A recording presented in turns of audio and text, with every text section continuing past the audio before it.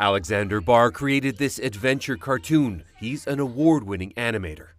When I was a kid growing up and watching cartoons, it was really my happy place. Barr works mostly from his desk in Burlington, Ontario. He's less mobile than he used to be thanks to a diagnosis of multiple sclerosis. It sounds like it's a significant impact on your life. Oh yeah, it has a huge impact. Day by day, I have to be very resilient to push through the pain of doing simple chores that everyone else takes for granted.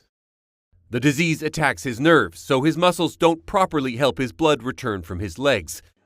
Barr uses this device to combat some MS symptoms. It basically inflates my feet, my calves, my thighs, and then it'll just keep going. So basically it's kind of replicating circulation.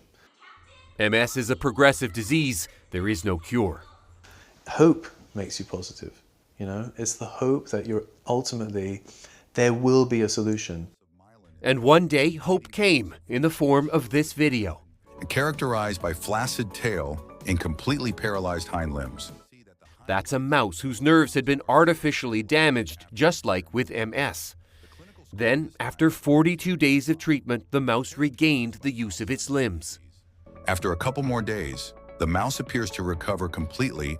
The drug it took was called Lucid MS from a company called Quantum BioPharma, based in Toronto.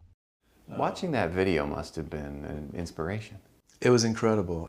That mouse video got a lot of people's attention, including investors like Atul Dadwal. How much money did you invest in total? A few $100,000. $300,000, a lot for the owner of a Toronto restaurant franchise. But as Lucid MS moved through the stages of clinical trials, the opposite happened. According to Quantum's documents, in June 2020, as favorable test results came in for another drug in its portfolio, its stock price dropped from $7.39 to $2.76. As it received regulatory clearance to proceed with clinical trials of Lucid MS, its stock dropped from $1.84 to $1.56. The crash continued, and soon Dadwal says he lost 98% of his investment. It just kills you. There's no way. It buries you 98% down in the earth. So it cannot come back and see the light of day ever again. Did it have other impacts in your life?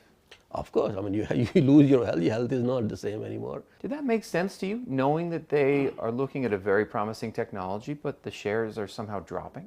There appears to be something very wrong. Alex Barr had believed in the product so much he joined the company's board. He said the low share price sent the company into a tailspin. And as a result of that, it means that it's much harder to raise money.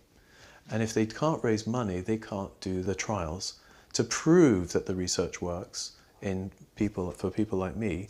And that drug will never become accessible to people who need it. A situation Quantum BioPharma couldn't accept. They believed there was another reason their stocks were collapsing and started their own investigation, an investigation that would spark a nearly $750 million lawsuit.